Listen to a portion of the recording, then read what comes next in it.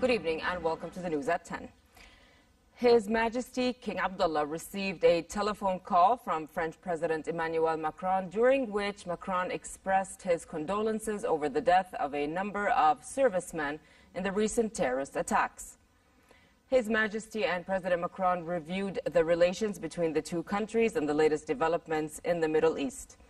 King Abdullah underlined the importance of relaunching negotiations between the Palestinians and Israelis on the basis of the two-state solution, stressing the role played by UNRWA and the need for supporting the agency by the international community to enable it to continue providing education, health and relief services to refugees.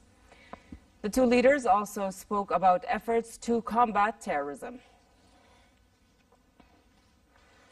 His Royal Highness Crown Prince Hussein reviewed the work of the national program Basma during a surprise visit to Zayd bin Haritha School for Boys in Madaba. The Crown Prince stressed the importance of benefiting from the program, which enhances students' capabilities for their futures. The program, organized by the Ministry of Education in collaboration with the Crown Prince Foundation and with the participation of 50,000 students from the Kingdom's schools, encouraged students to actively participate in their communities, encourage volunteer work, and enhance the value of giving.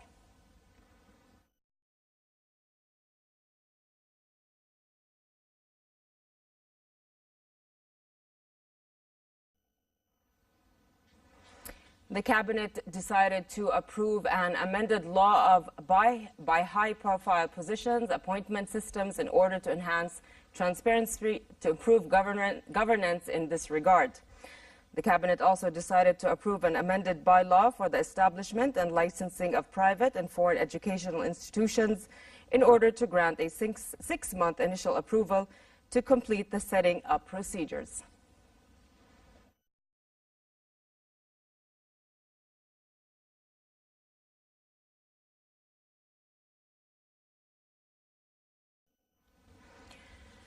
The State Security Courts, SSC's Prosecutor General, indicted the suspected detained in a joint security raid last Saturday in the city of Salt with carrying out terrorist acts. The suspects have been charged with carrying out terrorist acts that led to the death of a person, possessing and manufacturing explosives for use in illegal activities, and demolishing a building. The source said the investigations are still ongoing and the SSC will begin proceedings of the public trial to announce rulings for the criminals if convicted. According to the Prevention of Terrorism Law of 2006 and its amendments, the charges of the detainees are punishable by death by hanging if convicted by the court. Israel allowed commercial goods back into the Gaza Strip as neighboring Egypt pursued a long-term ceasefire between Israel and Hamas. At Karam Abu Salim commercial crossing with Gaza, consignments of fruits and vegetables, fuel and construction material moved into the territory of 2 million people in the morning. The head of Gaza's Fishermen's Union said Israel also expanded Gaza's fishing zone in waters under Israeli naval blockade from 3 to 9 nautical miles off the southern coast and to 6 nautical miles in the north.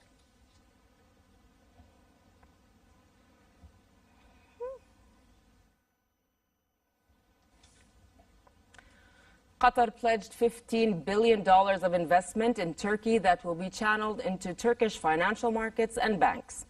The investment package was announced after Qatar's Emir Tamim bin Hamad Al Thani met President Tayyip Erdogan in Ankara as Turkey grapples with a collapse in the lira and tensions with NATO ally the United States.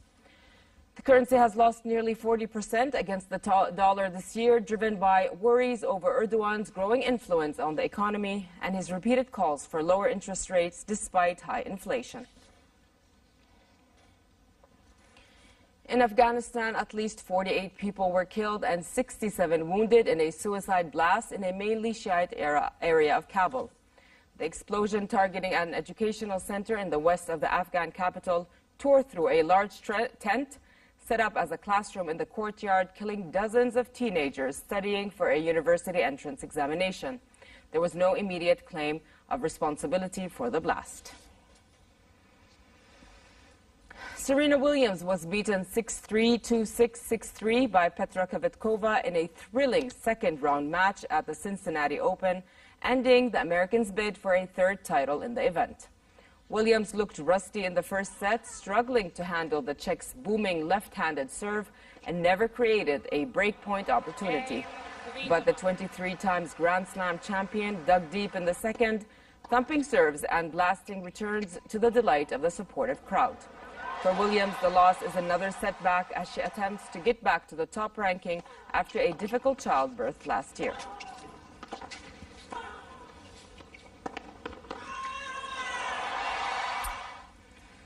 And finally, the weather outlook. Temperatures will slightly rise to become around their annual average, bringing normal summer conditions across many parts of the kingdom.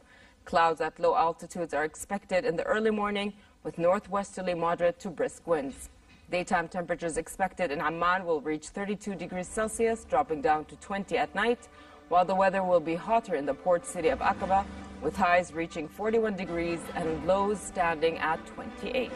And with that, we come to the end of tonight's news. I'm Nancy Khair. Thank you for watching. Have a good night.